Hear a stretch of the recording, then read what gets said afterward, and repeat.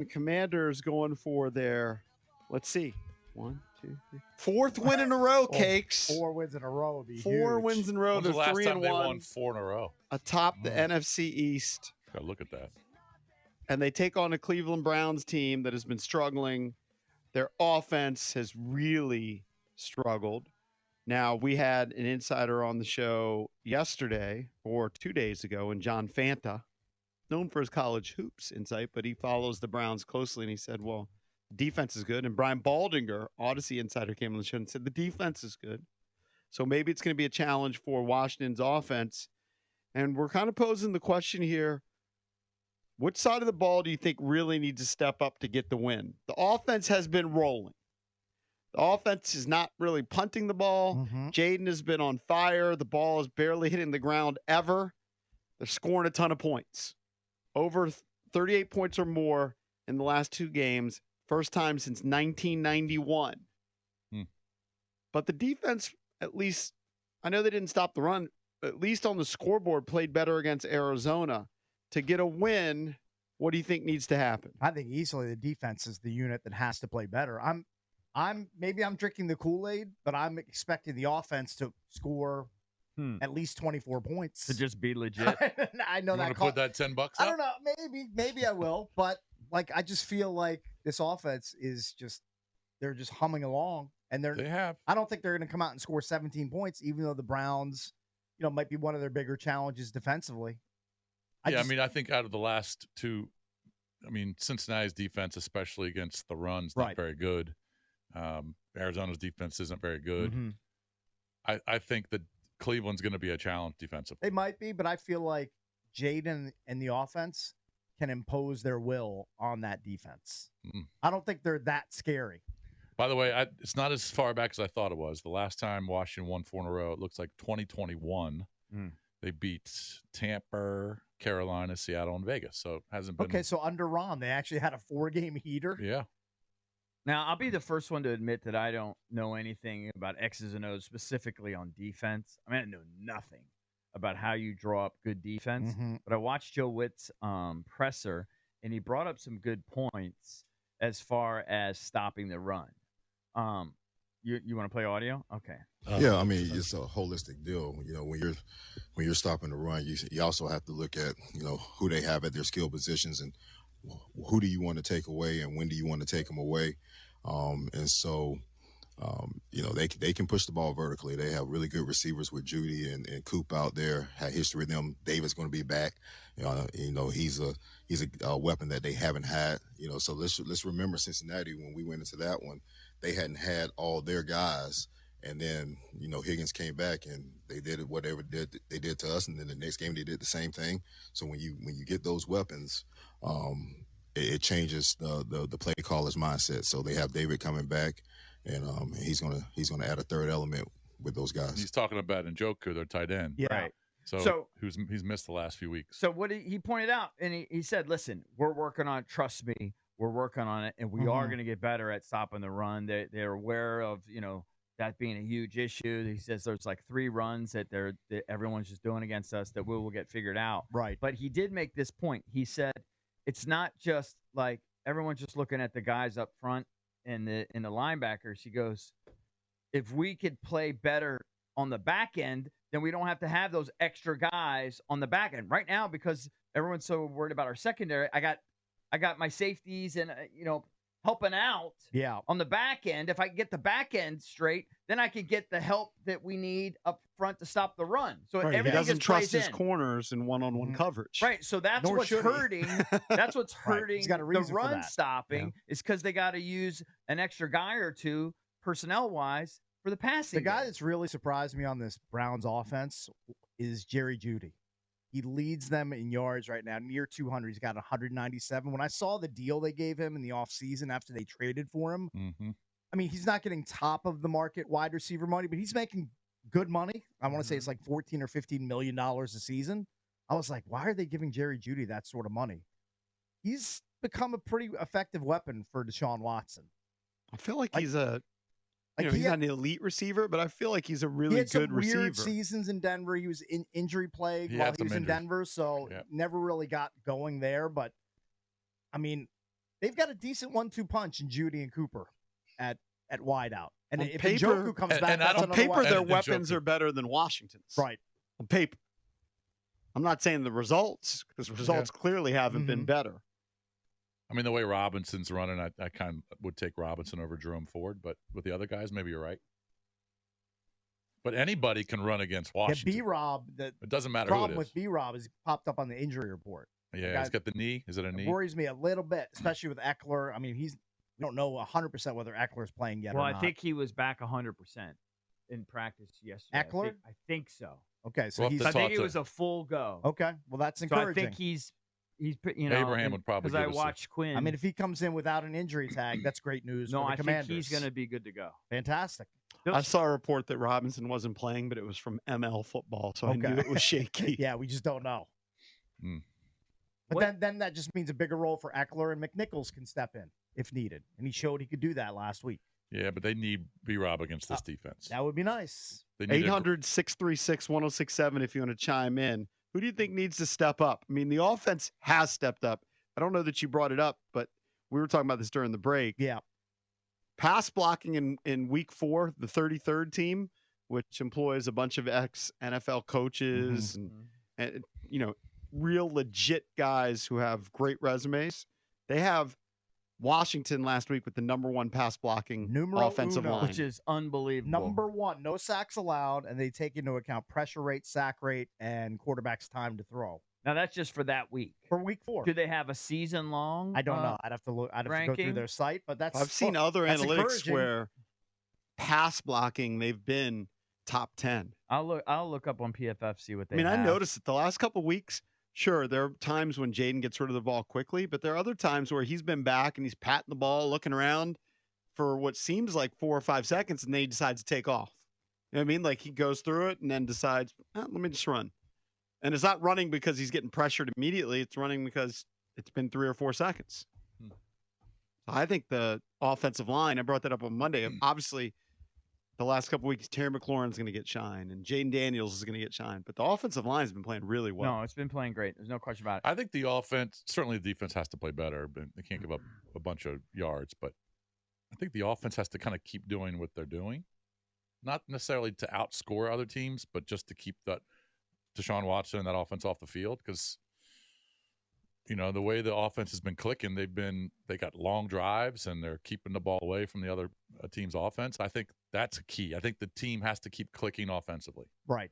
They're not going to have to score 40 points to win this game. No.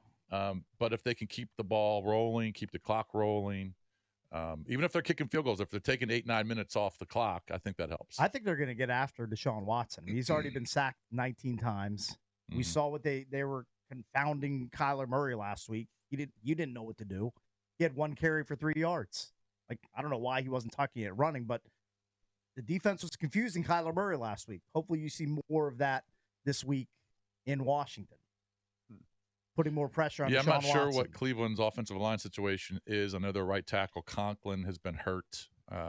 Willis, their left tackle, has been hurt. Yep. We'd have to check the injury report on that. Maybe the guy from Cleveland can fill us in. But they've had some issues on the line, no doubt. The thing that concerns me is just that, it's unsustainable, the offensive production. You can't keep doing that. You can't keep going game after game with no punts or 1 punt, scoring every possession. That's just not realistic.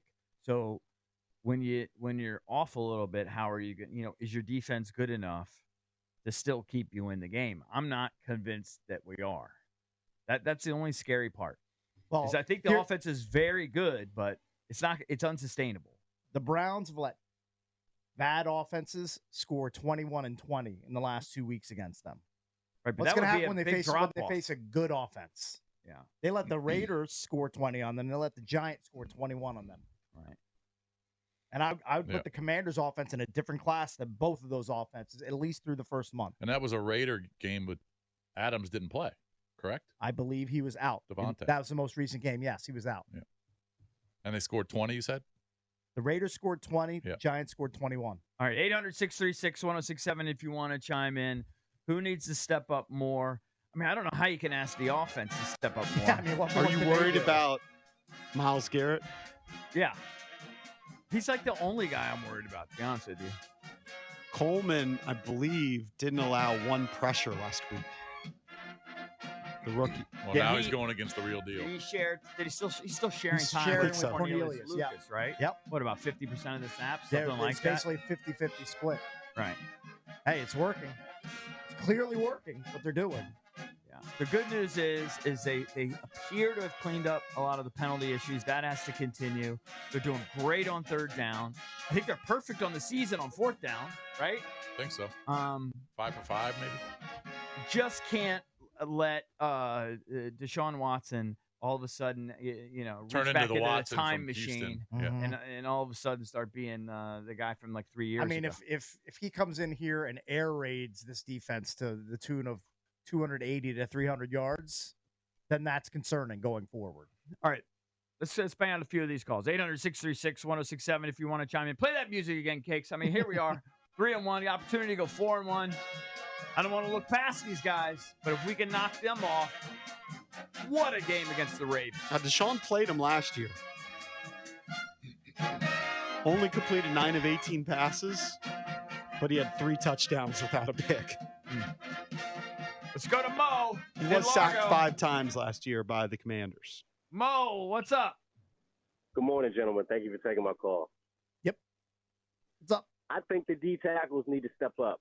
I think they need to consistent pressure right up the middle. If we can keep the ends, keeping their lanes up straight up field, it'll be a long day for him. But, I mean, if they can really wreck this game, not to mention, help stop the run as well. But if we can get consistent pressure right in his face, I like our chances Sunday. Thanks, guys. All right, thanks, Mo. All right, thank you. Here, this could be a huge problem for the Browns. They've struggled with missed tackles. They're allowing 2.24 yards after contact per designed rush, the worst mark in the NFL.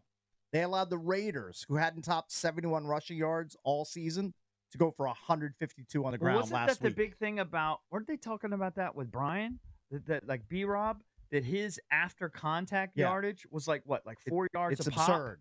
Something crazy. So that looks like an Achilles heel for the Browns. But we need B-Rob to be up Sure, and ready to but go. I mean, that works for McNichols. It works for Jaden Daniels. It works for Eckler. Anybody that's rushing the ball has had success against the Browns. All right, let's go to similar to running backs against Washington. That's true. Let's go to B in DC. B, what's up? I feel like our tackling has improved a little bit, to be honest with you. B, what's up? Hey, man, it's B from Northeast. What's up, I'm going to piggyback off what the last guy said, man. I saw Deron Payne get a little more active last week. If they can thrust that middle, man, the Cleveland O-line is not hyped up to be anything. If Deron Payne and Jonathan Allen can get hyped up for Sunday and keep pressuring his face, man, Deshaun Watson ain't got nothing coming. I mean, his percentage, his pass completion percentage last week was terrible. Like, it was terrible. Yeah, they did put points on the board. But, I mean, any offense can do that. But with his percentage being that bad, if we can keep points off the board, that would be amazing for us, man. We can basically, with our run game, slow stroke them the whole game. And like you said, man, Brian Robinson, after contact run yards is diabolical. Like, it's a good word for it. If you can't, if you don't get him down with the first point of contact, you pretty much a baked bird. So if he keep on doing what he's been doing, man, and Jaden Daniels keep up this completion percentage, man, yeah, I mean, their defense is something to worry about. Just how Tampa Bay's was week 1, even though we didn't open up the offensive playbook that much. But if Jaden Daniels can get the ball out quick, keep the O-line on their feet, on their toes, keep them moving with the play calling with Cliff, man, it's going to be a good weekend, man. At the end of the day, if we put up 40 points the last 2 games. Man, if you can do that against the Browns, you got you a solid win, and you can really, I mean, B-Rob can really tote the rock all day and let Eckler rest up for the Ravens next week if you want to be honest. If they can get to 40, this town is going to be on Well, fire. if they do it again, give them the beatdown, which I feel like they should if we're legit, then we are. I just have a hard time seeing Deshaun Watson, who's struggled mightily, out-dueling Jaden Daniels. He's averaging 4.9 yards per attempt. You know how pathetic that is? The only people he's ahead of in that rank are Bo Picks and Bryce Young, who's already been All right, but maybe benched. playing against a worse defense, those numbers are going to go up. Maybe he'll get a But you know bump, what else but is unsustainable? Is completing 80% of your passes. Yes. Well, certainly. That's unsustainable. You know, what are we going to do when he only completes 65%? I mean, 65% isn't bad. What if he dips down to 68 or 70%? I mean, you'll take that. So Deshaun didn't face the Commanders last year. It was actually 2 seasons it was ago. 22, yeah. He beat Carson Wentz Yeah. in that head-to-head matchup. The thing about Deshaun Watson, didn't he used to run a lot more? Yes. I'm looking at 117 yards in 4 games. He used to run more, and people are saying like he's got a shoulder thing. His arm's not the same. Yeah, he doesn't have the same arm talent that he had. The guy had he's a different player. He had a major shoulder injury.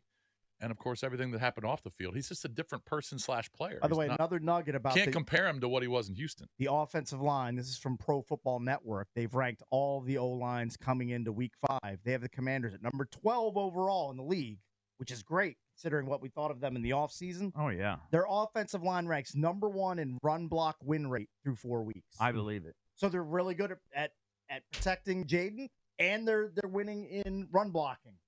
That's A-plus grades. Whoever for their the O-line the coach upgrades is, there. he's balling. Did I hear that? Who is their O-line coach? Why am I sleeping on his name?